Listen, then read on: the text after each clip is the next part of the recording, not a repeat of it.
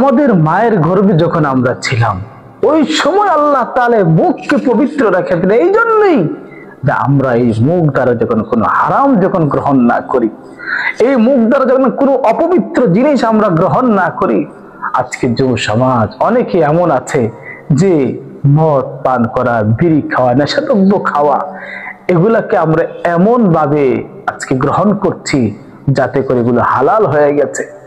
আল্লাহ তাআলা কোরআনে কারীমের মধ্যে খবর শব্দ উল্লেখ করেছেন। অনেকে বলে যে আল্লাহ তাআলা মদ খাওয়া নিষেধ করেছেন, অন্যগুলো তো নিষেধ করে নাই।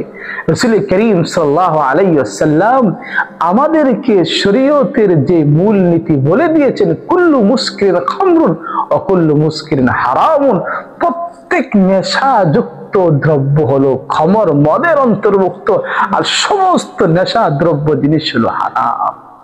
ভাইরা আমার, এই মদ, এই নেশা যে ব্যক্তি পান করবে, হাসরের ময়দানে এমন অবস্থায় সে উঠবে যে তার পেট পুরাটা একটা বিশাল আকারে মটকি হবে। ওই মটকির ভিতরে মদ থাকবে, তার হাতের মধ্যে থাকবে একটা গ্লাস, ওই গ্লাস থাকবে হাতের ভিতরে। এমন এমন রেওয়াতের মধ্যে এসেছে যে ওই ব্যক্তি যখন হাসরের ময়দানে উঠবে, তার অঙ্গ প্রত্যঙ্গ গুলো এমন ভাবে পছন্দরে গন্ধ হবে, হাসরবাসীরা পর্যন্ত বেহুশ পর্যন্ত হয়ে যাবে। আর এক হাদিসের মধ্যে আল্লাহ রাসূল বলেন যে যারা মদখুর তাদেরকে তিনাতুল খাবাল পান করতে দেওয়া হবে।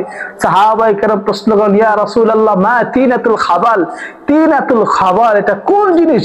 আল্লাহ রাসূল বলেন যে জাহান্নামীদের যে বরক্ত, রক্ত, পুঁজগুলো, এগুলো হচ্ছে তিনাতুল খাবাল।